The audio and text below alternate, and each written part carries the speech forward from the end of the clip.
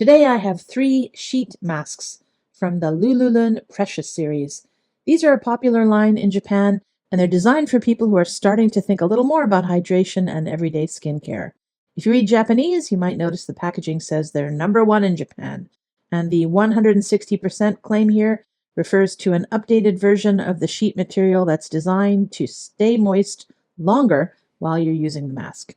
All 3 versions contain Lululun's proprietary ingredient blend called L22, which is part of the brand's moisturizing formula used across the Precious line.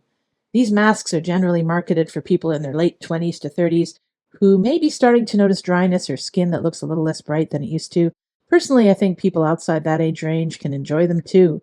My own skin is well past that bracket, so I've moved on to some other masks in the Lululun lineup. I actually repurchased these as a gift, so I won't be demonstrating them on camera today, but I have used them before. The red one, called Moist, is my personal favorite. It uses a 3-layer sheet that holds a lot of essence, and it feels especially nice during drier seasons like winter. Next is Precious White. Here it's called Clear. This one is aimed at people who want a more refreshed, bright-looking complexion.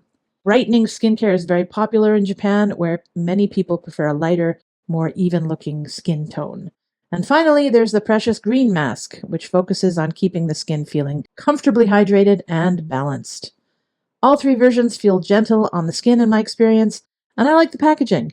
It's easy to pull out one sheet at a time, and compared with individually wrapped masks, it creates less packaging waste. These packs come with 7 sheets, which is great for trying them out, but if you end up liking them, Lululun also sells larger packs that are a bit more economical. Overall, I think these are a nice option if you enjoy sheet masks as part of your regular skincare routine. Recommend.